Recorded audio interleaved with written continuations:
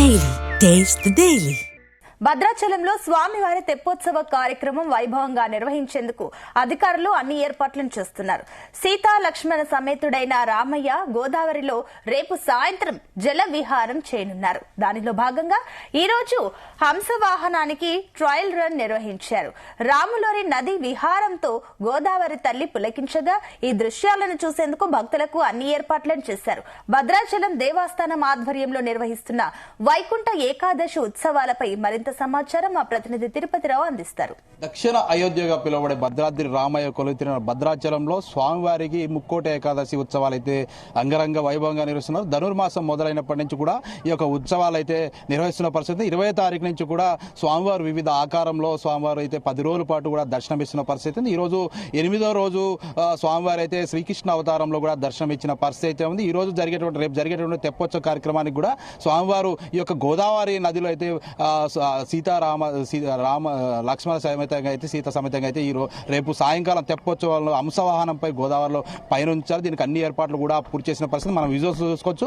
రేపు జరిగేటువంటి తెప్పోత్సవ కార్యక్రమానికి అయితే పెద్ద ఎత్తున అయితే అన్ని ఏర్పాట్లు చేసిన పరిస్థితి. ఈ రోజు ట్రయల్ రన్ కూడా నిర్వహిస్తున్న పరిస్థితి అయితే మనం చూసుకోవచ్చు విజువల్స్. ఇక్కడ గోదావరిలో స్వామివారి యొక్క హంసవాహనంపై కూడా రేపు ప్రయాణించనున్నారు. ఆ నేపథ్యంలోనే ఈ రోజు ఉన్నటువంటి ఆలయ ఈవో కావచ్చు, ఇక్కడ స్థానికంగా ఆర్డీఓ దానికి సంబంధించిన అధికారులు అయితే ఏర్పాట్లు అయితే పూర్తి చేసిన పరిస్థితి. మనం ఇక్కడ హంసవాహనం ఇప్పటికే ట్రయల్ రన్ కూడా నిర్వహిస్తున్నారు. రేపు జరిగేటువంటి ఈ యొక్క కార్యక్రమానికి ట్రయల్ రన్ కూడా నిర్వహిస్తున్న పరిస్థితి. ఈరోజు ఈ యొక్క హంసవాహనంపై స్వామివారు పయనించే సమయంలో అయితే ఇక్కడ బాణసంచ కూడా పెద్ద ఎత్తున పేల్చి అయితే ఈ యొక్క అంగరంగ వైభవంగా నిర్వహిస్తారు. ఈరోజు జరిగేటువంటి ఈ యొక్క ట్రయల్ రన్ కూడా పూర్తి స్థాయిలో కూడా సక్సెస్ఫుల్ గా కొనసాగుతున్న పరిస్థితి ఉంది. మనం విజువల్స్ లో చూసుకున్నట్టు అక్కడ ఉన్నటువంటి గోదావరిలో అయితే నదిలో అయితే స్వామివారికి సంబంధించినటువంటి హంసవాహనాన్ని కూడా ట్రయల్ రన్ వేస్తున్న పరిస్థితి ఉంది.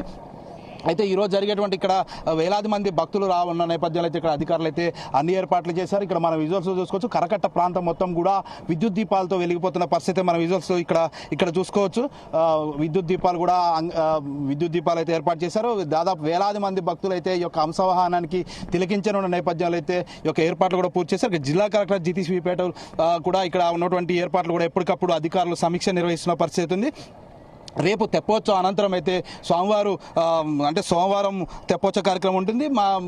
తర్వాత ఏదైతే తెల్లారు ఉత్తర ద్వార దర్శనం కూడా స్వామివారు దర్శనమించున్నారు. దీనికి కూడా అన్ని ఏర్పాట్లు చేసిన పరిస్థితి అయితే ఉంది. ఇక్కడ మనకు సంబంధించినటువంటి వివిధ సెక్టార్లు ఉత్తర ద్వార దర్శనం ద్వారా స్వామివారి దర్శించుకునేందుకైతే వివిధ సెక్టార్లు కూడా ఏర్పాటు చేసిన పరిస్థితి.